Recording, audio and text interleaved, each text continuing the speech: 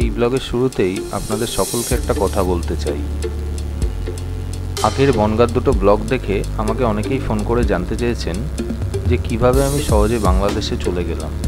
তাদের সকলের জন্য বলি, আমার বাংলাদেশে যাওয়াটা ছিল সম্পূর্ণই সরকারি নিয়ম মেনে।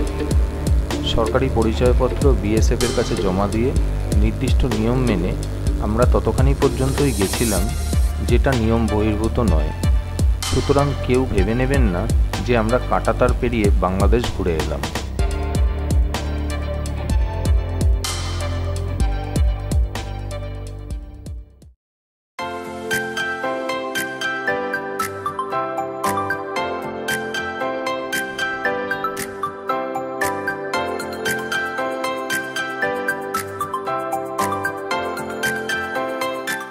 এর আগের ব্লগে আপনাদের দেখিয়েছিলাম কিভাবে আমরা বনগাঁ পৌঁছালাম, সেদিনের বাজার ও রান্নার পর্ব।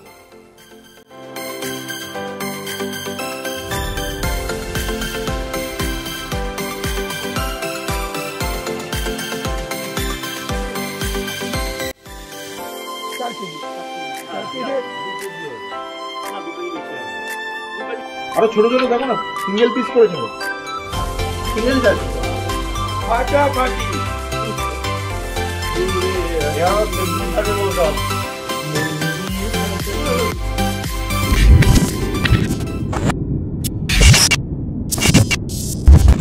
অবশ্যই ভিডিওটি শেষ পর্যন্ত দেখুন এবং কেমন লাগলো তা কমেন্ট করে জানাবেন। আজকের ব্লগ আমার দ্বিতীয় পর্ব। দ্বিতীয় দিন সকালে উঠেই দল বেঁধে আমরা চলে গেলাম পাশের হাটে।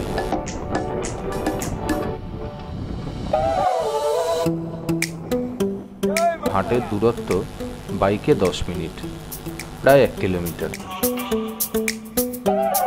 হাটে প্রথমে কেনার ছিল পাঁঠার মাংস। কলকাতায় বসে আমরা ভাবতেই পারি না পাঁঠার মাংসের কিলো 500 টাকাও হতে পারে। 500 টাকা নাকি পাঁঠার মাংস? হ্যাঁ, প্রতি কটা কেটেছে বলতে 500 টাকা কিলো। এরপর আমরা গেলাম একটি চায়ের দোকানে সকালের চা খেতে। সাথে ছিল গরম জিলাপি। হ্যাঁ, কটা জিলাপি খাবে? কটা জিলাপি খাবে? পটল দা কটা খাবে বলো, কি করবে বলো?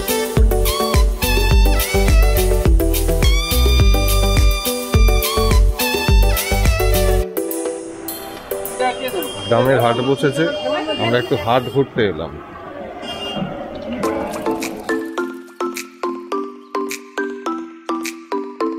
চা খাওয়ার পর্ব ছেড়ে সবজির বাজারে ঢুকতেই হরেক রকম সবজির পসরা নিয়ে বসে আছে গ্রামের ব্যবসায়ীরা।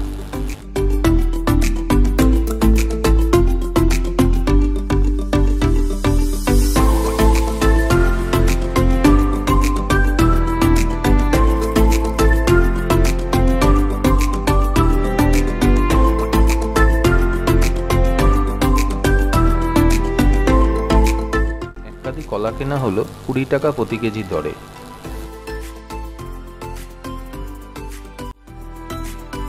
না না, 20 টাকা 1 কেজি কলা, 20 টাকা।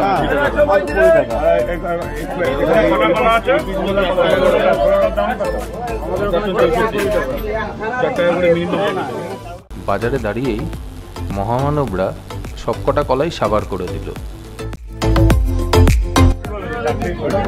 কলা বলছে কেজিতে বিক্রি।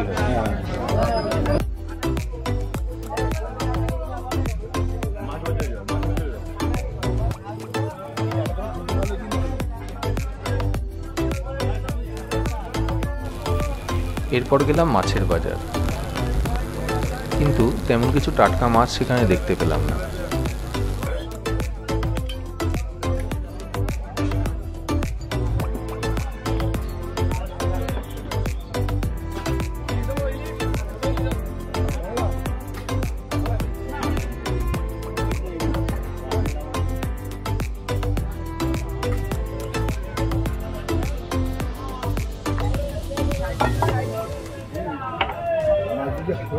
হরেক রকম পাগল দিয়ে মিলাইছে মেলা। ধরেন ধরেন ঘাটা ধরেন। বাবা তোমার দরবারে যে পাগল, বাবার কিছু ছেলে পাগল আছে। আবুল সরকার বাংলাদেশে বাবার কিছু ছেলে পাগল আছে, আবুল সরকার বাংলাদেশে,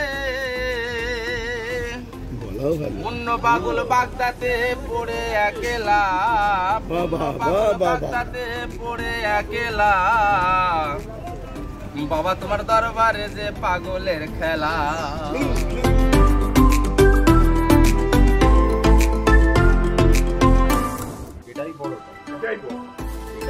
বাজার থেকে ফেরার পথে ঢুকলাম সকালের ব্রেকফাস্ট করতে। পেটাই পরোটা আর সবজি, গরম গরম বেশ ভালোই লাগছিল খেতে।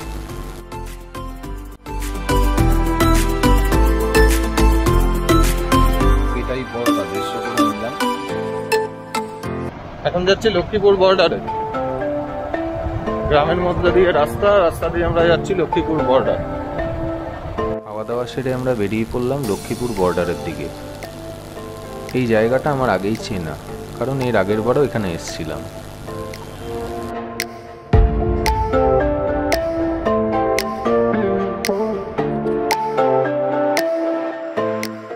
আকাশে তখন ঘন কালো মেঘ করে এসছে। আমরা ছবি তুলতে তুলতে প্রশান্তদা ততক্ষণে বিএসএফের অফিসারদের সাথে প্রয়োজনীয় অনুমতি সংগ্রহ করে নিল।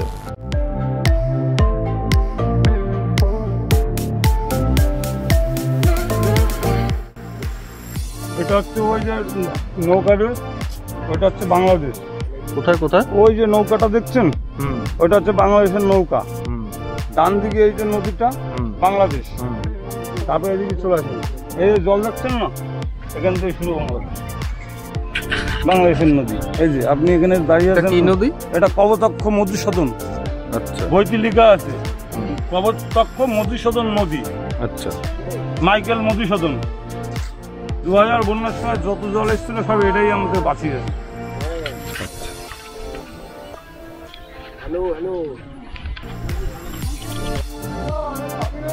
আমার পিছনে যে গ্রামের রাস্তাটা দেখছেন ওটা বাংলাদেশের দিকে গেছে।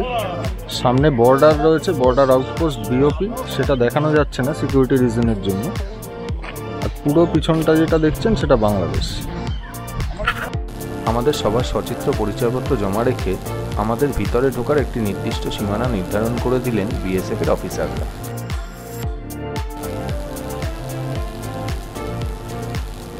প্রথমে আমরা ঢুকলাম স্থানীয় এক শ্মশান। নদীর পরে বাংলাদেশের গ্রামের মধ্যে একটা শ্মশান।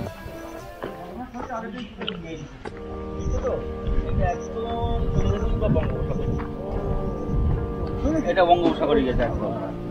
সেই জন্য 2000 সালের যতটুকু জল, বন্যার জল সব এই নদীতে পাস হয়েছে। এই নদীটা ছিল বলে বর্ডারটা বেঁচে গেছে। জলটা বঙ্গোপসাগরে যাচ্ছে বলছে। বঙ্গোপসাগরের সাথে লিঙ্ক এই সুন্দরবনের টাকি ফাঁকি নদীর ওদিকের সাথেই মিশে না, ওটা হচ্ছে ইসামতি, যেটা বন্যার মধ্যে আসে। হ্যাঁ, ওটা ইসামতি। হ্যাঁ।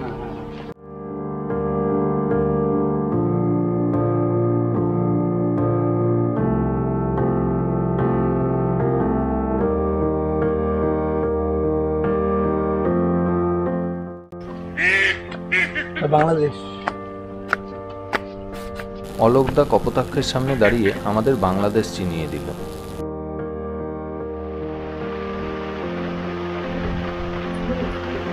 বৃষ্টির মধ্যে তো মন্দিরের শেডের তলায় আশ্রয় নিয়েছিলাম।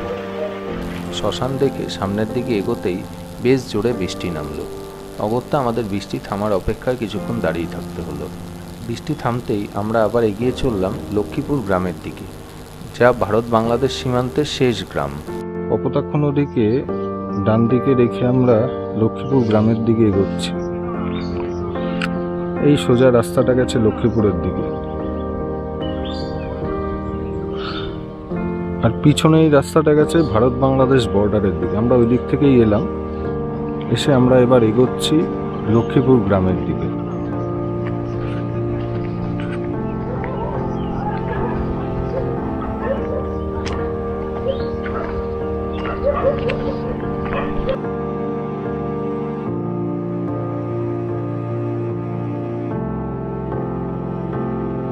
বৃষ্টিতে গ্রামের রাস্তা বেশ পিচ্ছিল হয়ে পড়েছিল। পটলদা তো ছবি তোলার আনন্দে 3 বার হড়কেই গেল। তুই এই করতে করতে তখন করতে পড়লি বারুণ তৈরি হয় না। খড় এগুলি কি হয় এগুলি? খড় খড় ওই যে খড়ের বারুণ তৈরি হয় না, হ্যাঁ সেই খড় এইগুলো।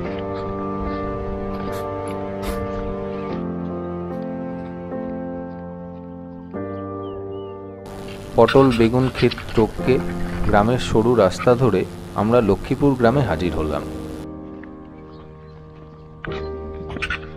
আগের বার এসেছিলাম এখানে, এটা একটা অঙ্গনওয়াড়ি স্কুল, বাংলাদেশ বর্ডারের শেষ স্কুল এটা।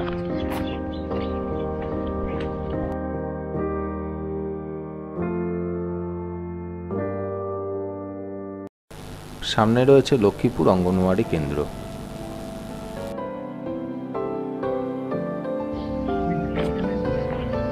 এরা আবার কি দেখেছে, দেখি কি দেখা গেছে।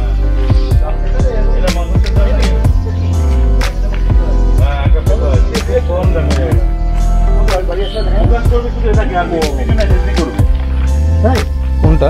এই যে নাও তো ভালো করে ফোকাস করবে, হেজি করে পিছনটা। অসাধারণ লাগে, কালারটা ভালো এসেছে। মাকড়সার জানলা না, মাকড়সা জানে না, ছোট ছোট পোকা হয়। এই যে পোকাটাকে ধরছে তুমি, ঠিক জায়গায় পোকাটাকে ধরছে। এটা হচ্ছে এই পোকাটার নাম বলে মাল্লা।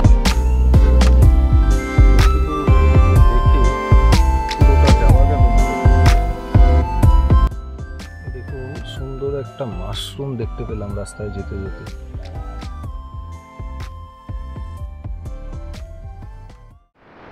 গ্রামের মধ্যে দিয়ে এবার আর একটা গ্রামে যাচ্ছি,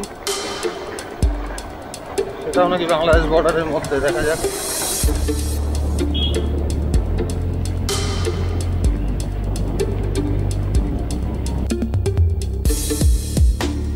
গ্রামের ভিতর দিয়ে আমরা ধীরে ধীরে এগিয়ে চললাম পরের বর্ডারের উদ্দেশ্যে।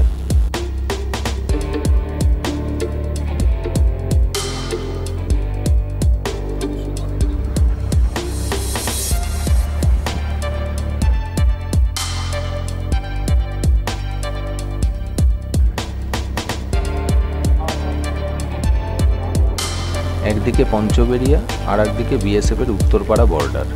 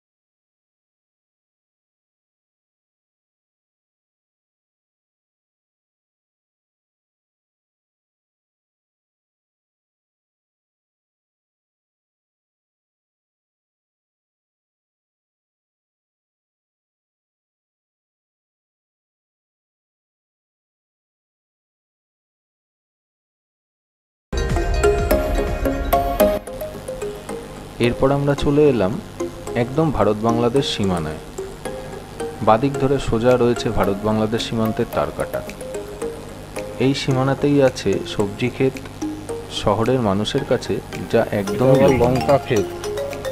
প্রচুর লঙ্কা গাছ, একদিকে লঙ্কা গাছ আর এদিকে হয়েছে পটল। এই যে দেখুন পটল হয়েছে। এই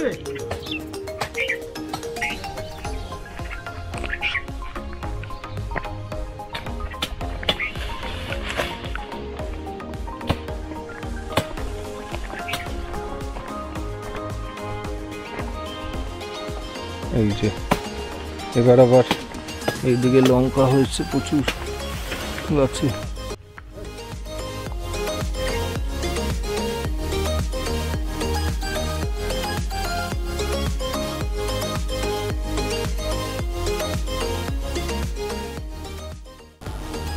লঙ্কা, পেঁপে, কাঁকরোল, পাঁট, বেগুন, পটল। কিছু কাঁকরোল আমরা বাড়ির জন্য নিয়ে এলাম। এত কাঁকরোল তুললে? হ্যাঁ, তোলা তো হয়ে গেছে। নি না দেখি, এই তো একটা কাঁকরোল ঝুলে রয়েছে। একটা কাঁকরোল ছিঁড়া যাক, কাঁকরোল ভাজা খাবো আর কি।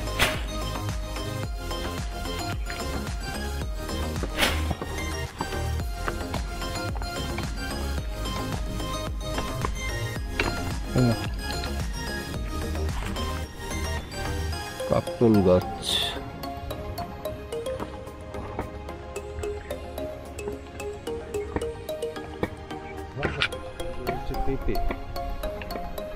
পেঁপে ক্ষেত, তার মানে কাঁকরোল, পেঁপে, লঙ্কা, বেগুন, পটল, পিছনে পাট, কিছুই বাদ নেই। ছোট্ট একটা জায়গা, খুব সুন্দর। কাকা, তোমার এখানে তো সবই আছে দেখলাম, লঙ্কা, পেঁপে সবই আছে। পটল তো দেখলাম, এখানেও তো পটল আছে। এবার আমরা এলাম লেবু বাগানে। লেবু বাগান থেকে কিছু লেবু নিজেদের জন্য সংগ্রহ করার পর ঘড়ির দিকে তাকিয়ে তখন দেখি প্রায় 1টা বেজে গেছে। কোথায় লেবু একটু দেখি? কোন গাছে?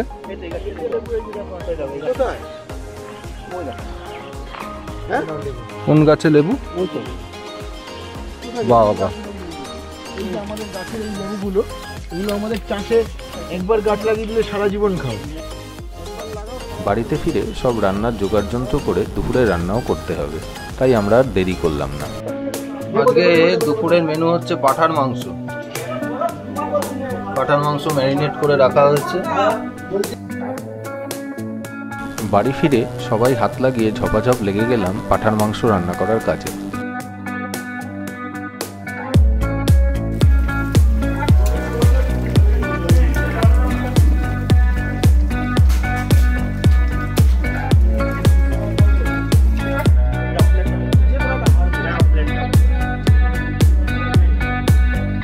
মাংস মোটামুটি আমাদের রেডি হয়ে গেছে, টেস্ট করতে দিচ্ছিল।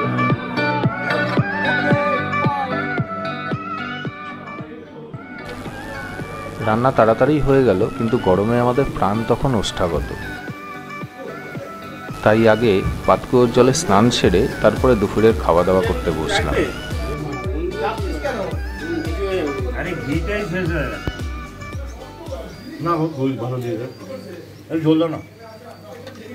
নাড়িয়ে দাও। না, আমায় নাড়িয়ে দিতে হবে না। ঘি দাও, একটু ঘি দাও। আরে ঘি দিয়ে খাবো, একটু ঘি দাও।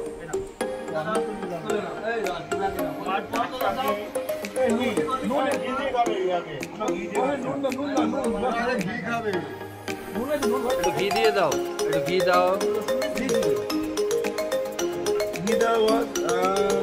ঘি।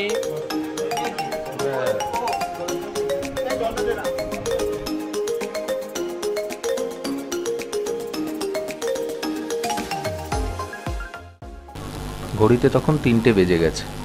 সবাই একসাথে খেতে বসলাম। এরকম একসাথে মেঝেতে বসে খাওয়ার অভিজ্ঞতা আমরা শহরের ছেলেরা প্রায় ভুলেই গেছি। আড্ডা দিতে দিতে খাওয়া বেশ ভালোই জমলো আমাদের। রান্নাটা কেমন করেছি বল পঙ্কজ? সেই হয়েছে তো?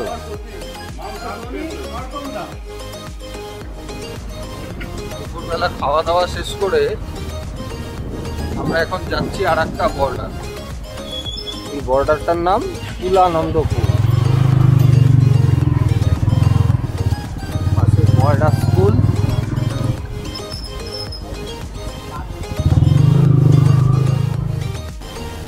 খাওয়া সেরে আমরা আর একটুও সময় নষ্ট না করে বাইক নিয়ে আবার বেরিয়ে পড়লাম কুলানন্দপুর বর্ডারের দিকে। দাদা বললো 71 সালের যুদ্ধের সময় এখানে একটা ক্যাম্প হয়েছে, তো আসার সময় আমরা দেখবো, দেখি যদি সন্ধে না হয় তাহলে দেখার চেষ্টা করবো।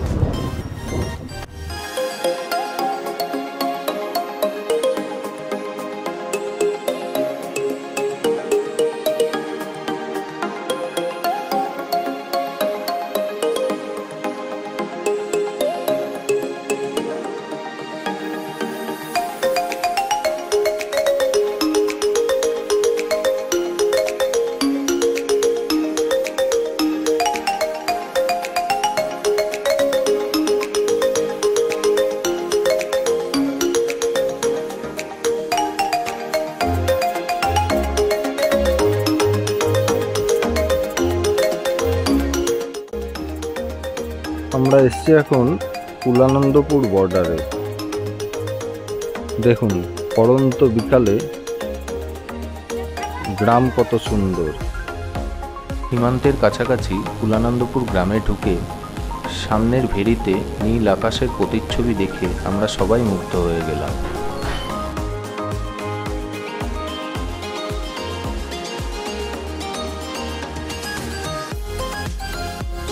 দেখি সবেদা,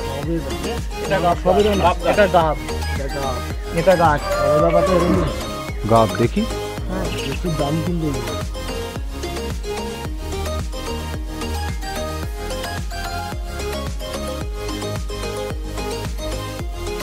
এটা একটা বড় ভেরি, ভেরি রাস্তা দিয়ে আমরা হেঁটে যাচ্ছি।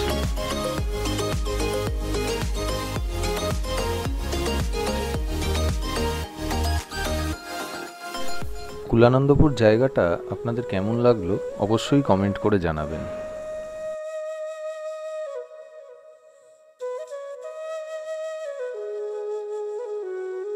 কুলানন্দপুরে কিছুটা সময় কাটিয়ে আমরা এগিয়ে চললাম পরবর্তী সীমান্ত সলকের দিকে।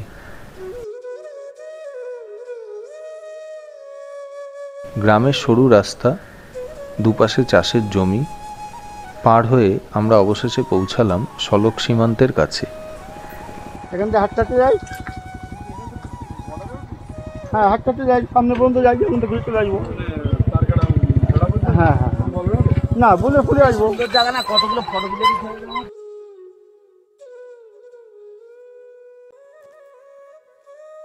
দুদিকে চাষের জমি, মাছ দিয়ে তখন নীল আকাশে সূর্যাস্ত হচ্ছে।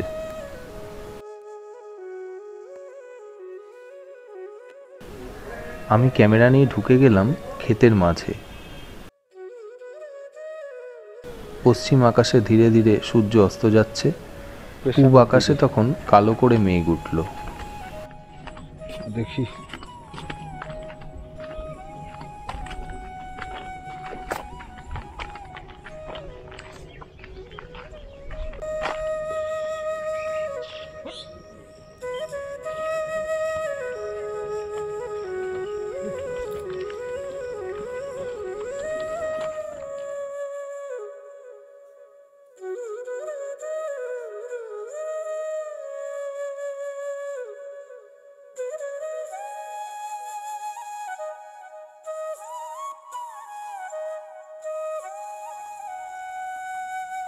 দেখে যাও, দেখে যাও।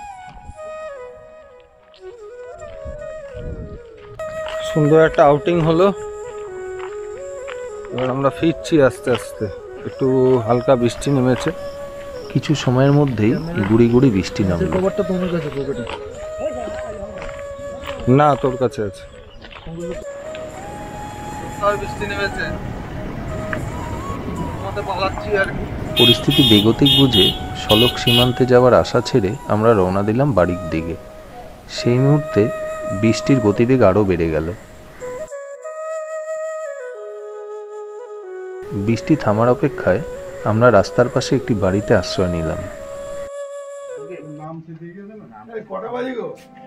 বৃষ্টি থামতেই আমরা তড়িঘড়ি ফিরে এলাম আমাদের নিজেদের ডেরায়। মাল ফলস খাবে। ফিরেই সবাই একটু ফ্রেশ হয়ে লেগে গেলাম রাতের রান্নার কাজে। আজকের স্পেশাল মেনু কাবাব। কাবাব বানানোর অভিজ্ঞতা আমার তেমন ছিল না, কিন্তু প্রথমবারের চেষ্টা বিফলে যায়নি। সকলের মতে কাবাবটা বেশ সুস্বাদুই হয়েছিল।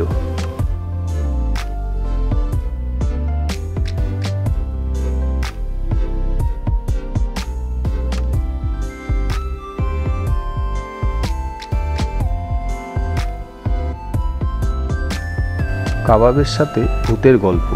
প্রায় রাত 1টা পর্যন্ত আমাদের জমাটি আড্ডা।